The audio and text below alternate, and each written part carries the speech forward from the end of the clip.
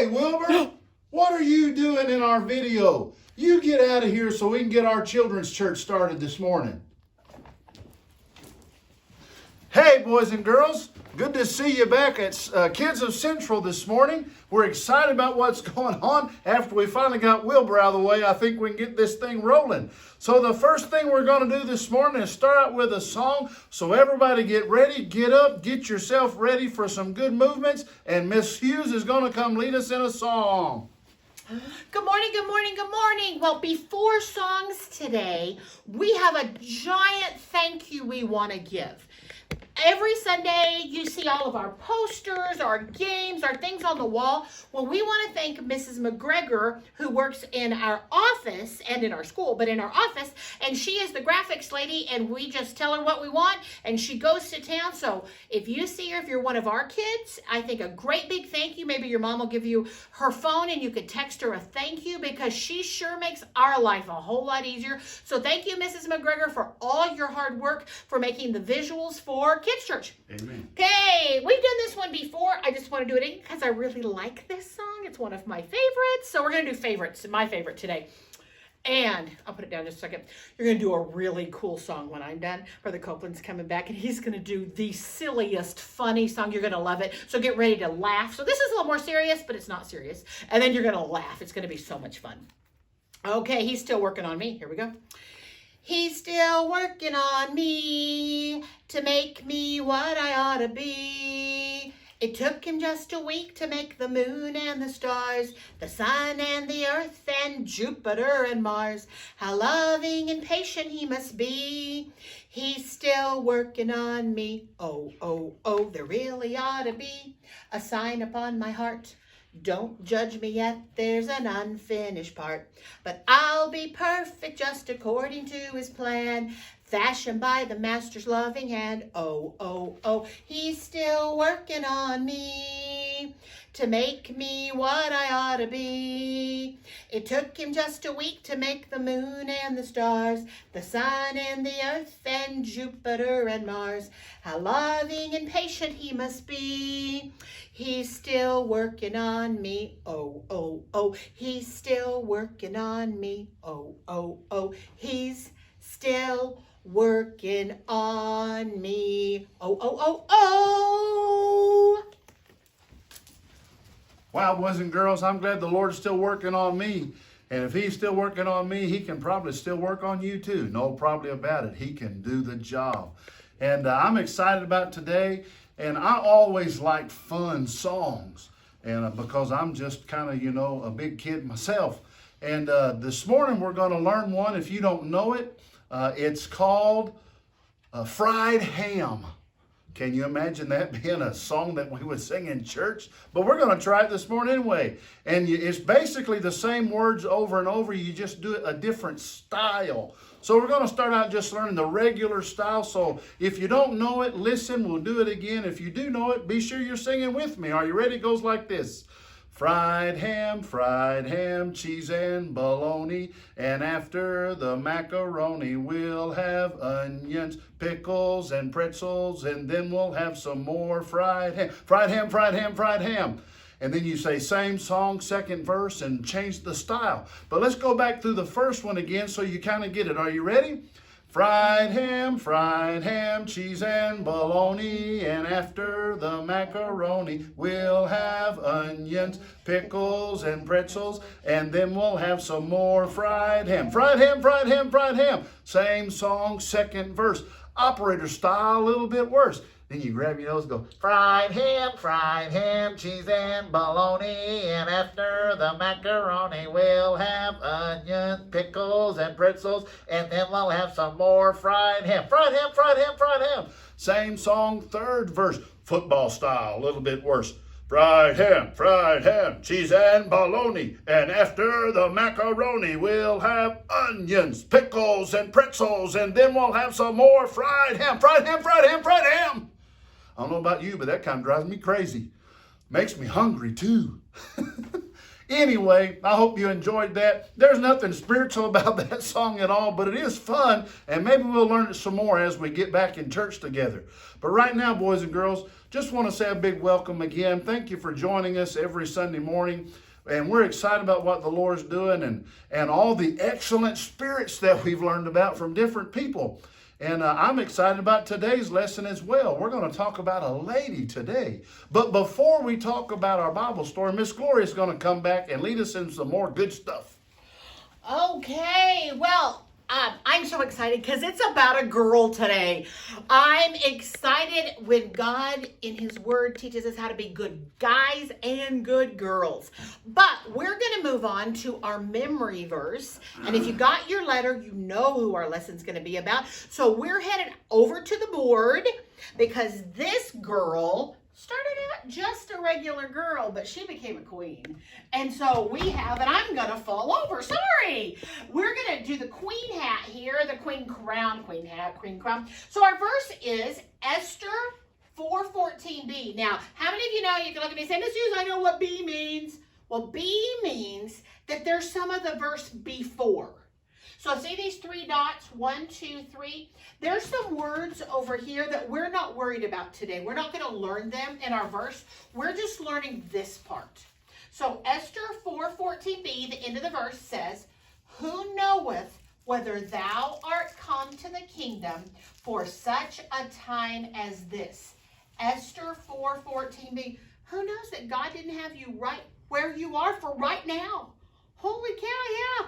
God has us right here, right now for this time. So let's say it one more time. Get really loud. Help the neighbors to hear you. Let's do it together really loud. Esther 4:14b. Who knoweth whether thou art come to the kingdom for such a time as this? Esther 4:14b. Now, I'm going to take some stuff down. Which word do you think I'm taking down first? Think it in your head. Tell your neighbor, tell your mom, tell your dad. Okay, here we go. First word comes out right here. You're okay? Here we go. Let's see what we do. Esther 4:14b. Who knoweth whether thou art come to the kingdom for such a time as this? Esther 4:14b. Did you get it? Do you remember time? I hope so. Okay, I'm going to take another one out. Here we go. What am I going to take out? Okay, here we go. Okay, there's our word out. So let's do it again. See if you can remember both words. We have two words out now. Esther 4:14b. Who knoweth whether thou art come to the kingdom for such a time as this?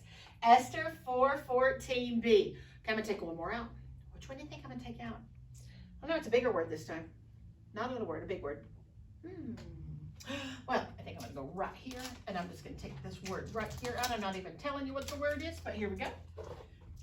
Okay, here we go. Esther 4:14b. Who knoweth whether thou art come to the kingdom for such a time as this? Esther 4:14b. Well, I hope you're working on your memory verse. I am loving our kids that go to church at Central because you guys are coming through the drive-through. You're saying your verses. You're bringing us your color sheets. I don't know, Brother Copeland didn't talk about his 5-pound candy bar thing, but we do at this point have someone who's in the lead. It's a boy. Girls, really, seriously? Come on, let's not let a boy just beat us. Come on, work really hard, bring us your papers, get your verse ready to be said tonight. I'm loving what we hear. And Brother Copeland is coming back for some other stuff. Well, boys and girls, I hope you're doing well with your memory verses and your coloring pages and your activity sheets. Remember, all of those that you turn in are points toward winning that great big chocolate bar. And I don't know about you, but if I was your age and I didn't have diabetes, I'd eat the whole thing in one day and probably get sick. But anyway, that's what I would do. But I'm looking forward to see who's going to be the winner. And Miss Gloria said that it's a boy that's winning the contest so far. So maybe we should sing Brother Copeland's favorite song. Would you like to sing Brother Copeland's favorite song for just 1 second? It goes like this. The boys are gonna win. The boys are gonna win. Hi-ho the dairy-o, the boys are gonna win. Girls. Second verse says the girls are gonna lose.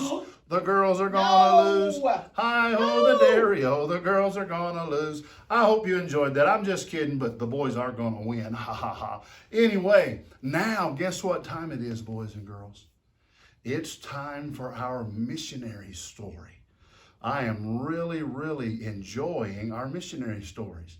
And these last couple of weeks have been about a boy named Lee Wee. And let's see, where was he at? Oh, Vietnam. And we're hearing about him and learning about him. There's some sad stuff that happened, but we're looking forward to find out what's going to happen in today's part of the story. So sit up, pay attention as Mrs. Hughes comes back to tell us about Lee Wee and his little sister, Kim. Oh, wow. I don't know if you're enjoying Lee Wee as much as I'm enjoying Wee Lee. I love missionary stories, and I love seeing how God brings people to him and who he takes. Maybe I'm the one that's going to tell somebody about Jesus, or maybe you are. Or maybe God's going to call you to be a missionary, to go far away, or maybe not so far away. But let's remember just a little bit about Lee Wee. Remember, Lee Wee's in Vietnam during the time of war. And it's scary, and they had to run from the bad soldiers who were coming. Sorry, my page didn't want to turn there. And they ran away, and they hid. And then remember that his dad last week, his dad got shot and killed by the mean soldiers. They were bad guys. And the mom got kidnapped, and Lee Wee and Kim had to run, and they were trying to get to the big city so they would find places to eat. But I want us to remember that they didn't worship the true God, that they bowed down to an idol called Buddha, and Buddha didn't hear them. When they asked, when he prayed, when he fed Buddha, Buddha didn't eat it, for sure. The food went to waste. But do you remember last week he got to the big city, and he looked around and he saw the fair-haired lady and the Vietnamese lady? Do you remember that? And that he was so afraid of the fair-haired lady. But then the Vietnamese lady saw him and came to him, and she hugged him and said, I can help you. I'll take you to my home. And he starts crying and crying. And he's so weak because he's been traveling for so long with so little food. And Kim is so weak, and they've lost so much weight. They've only had a little bit of rice. How'd you like to travel a week or more on a little bit of rice? Oh my goodness. Well, all of a sudden, he wakes up.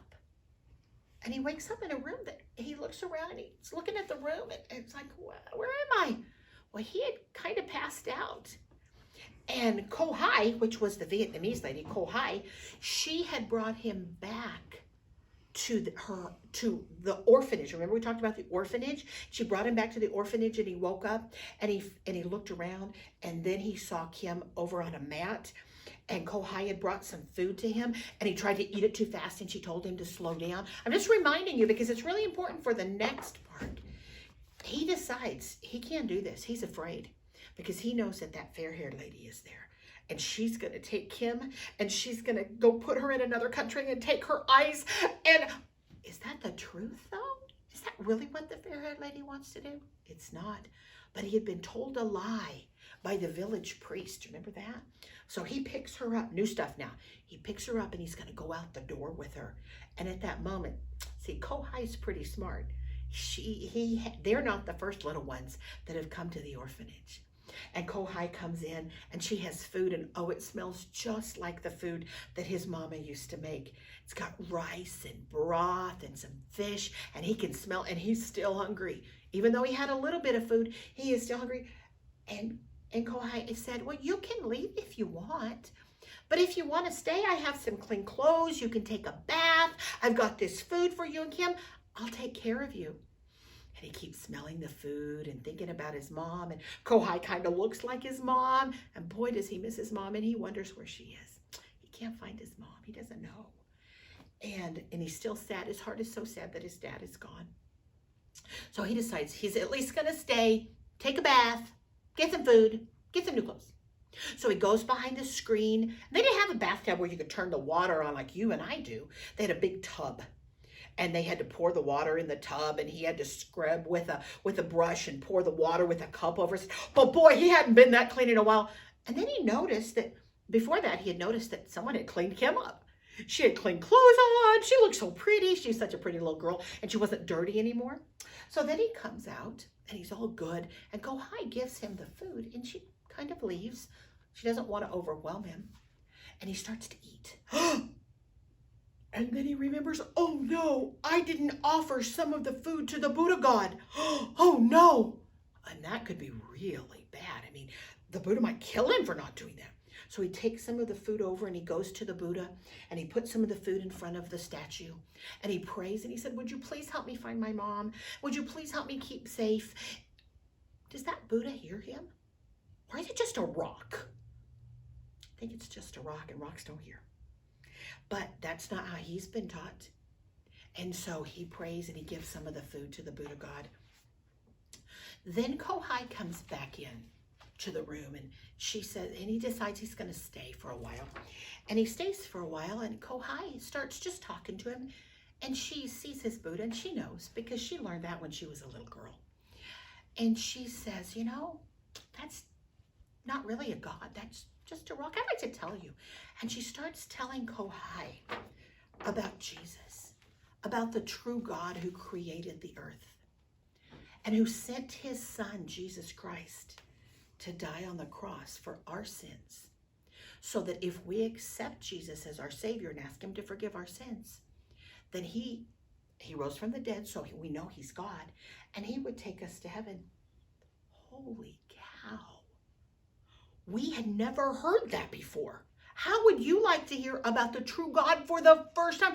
A lot of you probably don't ever remember hearing about the true God for the first time because your mom and dad told you since you were little. And Kohai he listened and his heart started moving and he thought, And then he looked over in the corner and he saw the Buddha God. He said, I can't stay here. I can't do this. Buddha will be mad. And when he gets angry, bad things happen. And Kohai, she knew. She'd done this before. She said, well, you don't have to stay. So we went and picked up Kim, and he picked up his Buddha God, and he walked out the door of the orphanage, away from the safety, away from hearing about the true God, away from Kohai. But the true God still loved him. And next week, we're going to find out what happens with Kohai and Kim and do we and Kim stay on the streets of the big city? Or do they come back? Come back next week and we'll find out. See you later. Wow, boys and girls. I'm looking forward to find out what's going to happen with Lee Wee and his little sister Kim next week, and I hope you stay tuned so you can find out too. But now we're going to take our Bibles and we're going to get into our lesson this morning. All of you know by now that we're going to talk about Esther. Esther was a young lady, a young Jewish lady, and her families have been taken captive, and the people of Israel, and they're living in another land. And the king of the land where they lived at, his name was Ahasuerus, or Artaxerxes. But we'll call him Ahasuerus this morning because that's what the Bible calls him here. And Ahasuerus had a wife, and her name was Vashti. And one day he called for her to come into his presence. And she did something that she should not have done, I suppose. And she refused to go into his presence. Well, how do you think he responded to that? Just like you think, he got angry. And his servants were angry. They felt like she had disrespected the king. And they also felt like that if the word got out that she had disrespected the king, then all the women in the kingdom would disrespect and dishonor their husbands. So they banished her from being queen, and she could never come back into the palace or into the presence of the king ever again. Wow. What a wicked world that we're living in. Kind of sounds like our day and time. But you know, God used that. And because of Vashti being rejected as the queen, now the king didn't have a wife, and the kingdom didn't have a queen. And God worked it out to where Esther was chosen out of all the women in the kingdom to be the next queen. Wow. Can you imagine that? She was a Jew, and the people hated the Jews, but she was the most beautiful woman in the kingdom, and God raised her up. And that's why we had the memory verse that we had that says, "Who knoweth whether thou art come to the kingdom for such a time as this?" Because God allowed Esther to come to the palace and be the queen just at the right time. Now I wonder, boys and girls, how does that fit into our lessons that we've been talking about, an excellent spirit? Well, I promise you that Esther would not have been chosen by God nor by the king had she had a bad spirit. No, sir. She had an excellent spirit. And we're going to tell the story and talk about Esther's excellent spirit this morning. So as the story unfolds, Esther, her parents were not alive. Maybe they were killed when they were captured. Maybe they just died on their of old age or something. I don't know. But I do know this, that because she didn't have a mother or a father around, somebody had to kind of take care of her. And her uncle was the one who took care of her. And his name was Mordecai. Uncle Mordecai. Now remember that name, because we're going to talk about him a little bit. As Esther now is the queen, and she's living in the palace, well, every now and then Mordecai would come to visit. And one day Mordecai was outside the king's palace at the king's gate, and he overheard two servants talking. Two of the king's servants talking. And those guys, their names were, let's see here. One of them's name was Bigthan. Wow, that's an interesting name. Bigthan. And the other one's name was Teresh. And Bigthan and Teresh were plotting together how they were going to do harm and hurt to the king. Well, Uncle Mordecai overheard them talking as he was waiting outside the gate. And when Esther came to visit with him, he told her what he had heard. And she said, the king has to know. And so Esther went and told the king what was going on. There was a big investigation, and they called these two guys out, and they asked them the questions, and they interrogated them, and they found out that it was true, that they were going to do hurt to the king. And so, guess what happened to them? They were hung on a tree. They were put to death. Wow. And so guess what happened? Mordecai had saved the king's life by hearing and telling what he knew that was going to happen. And so the king had honored him and celebrated him for saving his life. Well, the next guy that was elevated in the king's palace, his name was Haman. And Haman didn't like the Jews. As a matter of fact, Haman hated the Jews, especially Mordecai.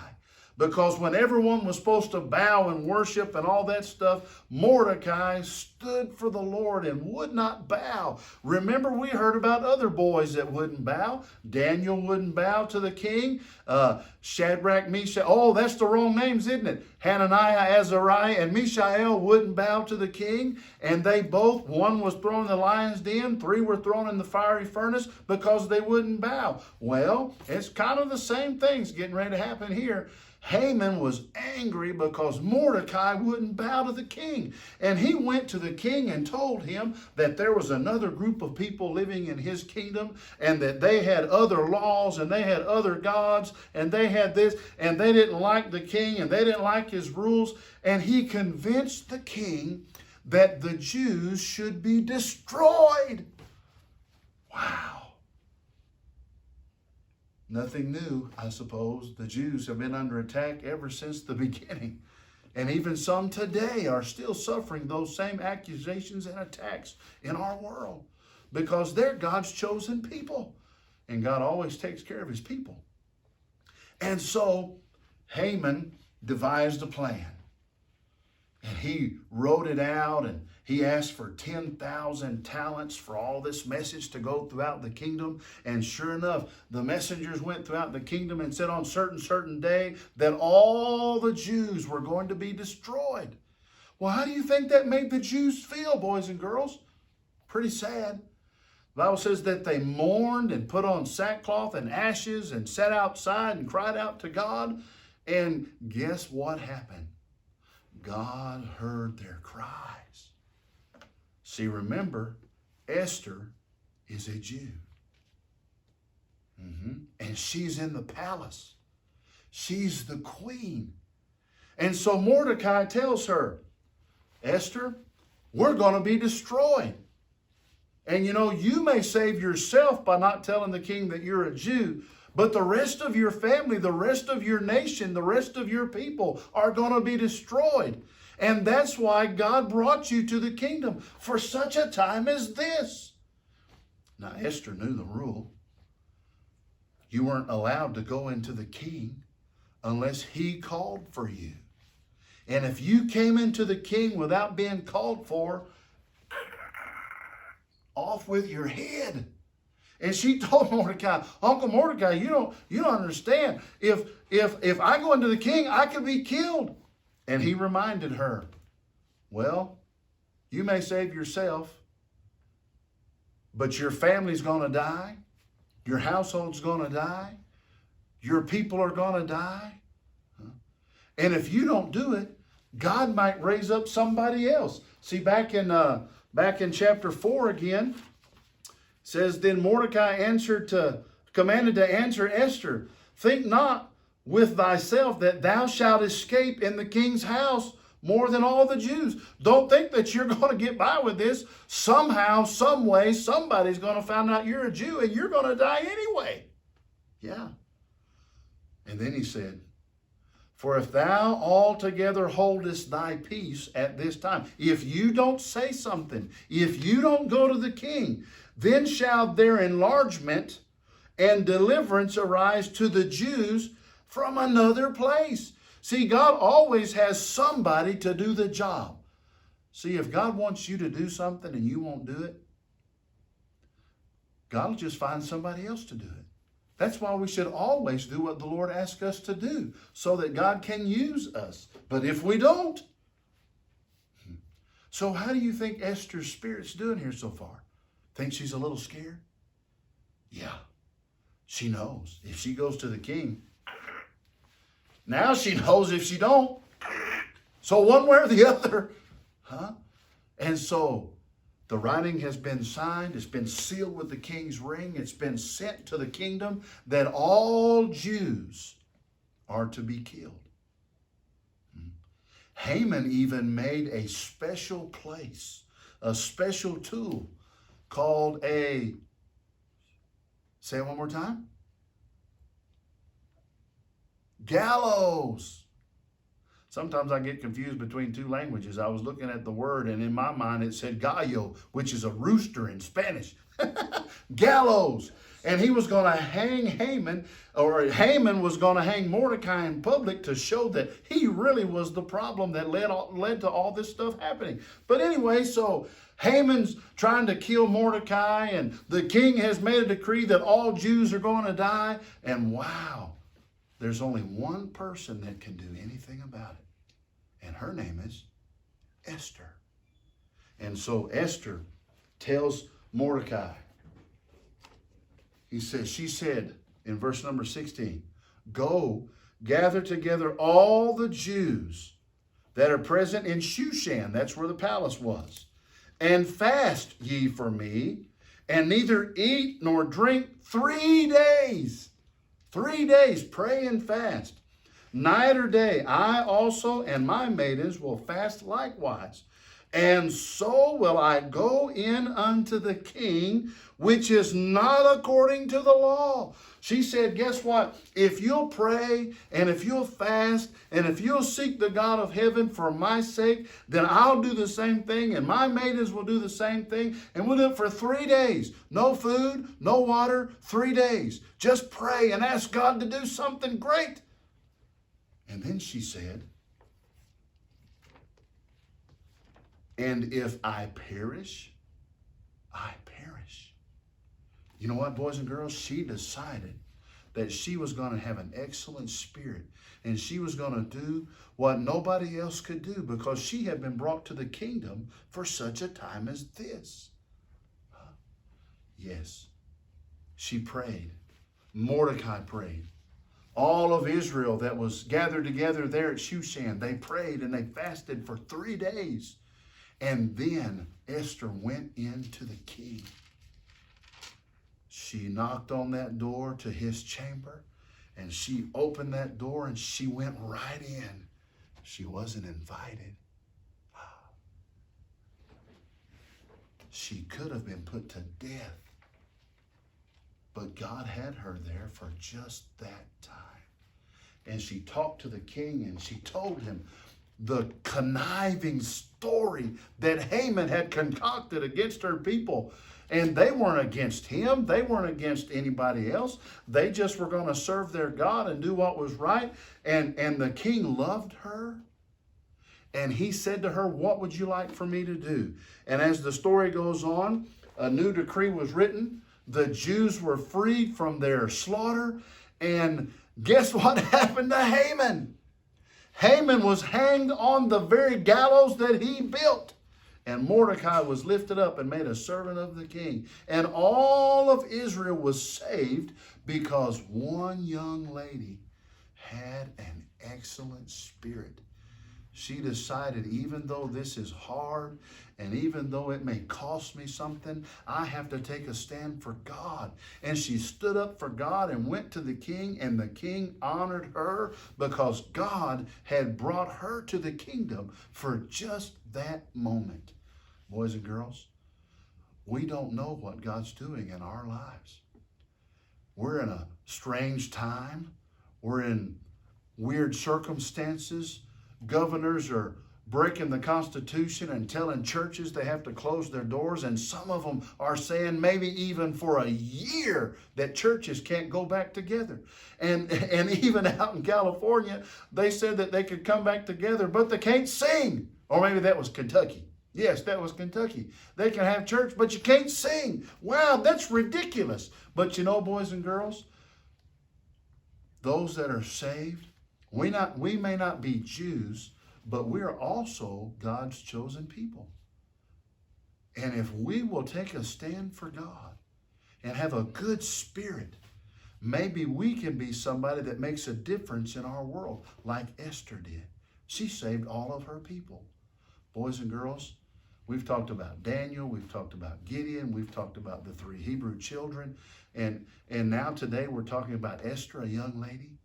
But I want you to know this, all of them have one thing in common. They all had a good spirit, and they all stood for God and did something for the Lord. And you know, boys and girls, I hope that one day God uses you to do something special for Him. But you have to learn to practice having a good spirit, even an excellent spirit. And all of these have one thing in common, in that one thing in common, that their excellent spirit led them to obey. Are you obeying? You obeying your mom and dad? Are you obeying God and His Word? You know, that takes a good spirit to do, and God knows. God knows how our spirit is. And I hope that like you, or like Esther, that you would say, Lord, whatever you would have me to do, I'll do it, no matter what it costs me. See, folks, on the mission field, missionaries have troubles. People have troubles right here in the United States. But it seems like when you're surrendered to do God's will for your life, the devil just tries to cause all kind of stuff to happen. And we have to maintain an excellent spirit so God can use you and me for His honor and His glory. And maybe, who knows, one of these days, maybe somebody will say about you, maybe you've been brought to this moment in life for such a time as this. But you'll never get there if you don't maintain an excellent spirit. And that goes for moms and dads, preachers, missionaries, and all of us. We have to maintain an excellent spirit and say like Esther, Lord, I'll do whatever you want, no matter what it costs me, because I want to have an excellent spirit and do what you want me to do. I hope you're praying that way, boys and girls. I hope that you've given yourself to the Lord. And moms and dads, I hope you've given your children and yourself to the Lord as well, to do whatever He would have you to do and maintain an excellent spirit while you do that. Lord bless you. Have a wonderful afternoon. Hope to see you this evening.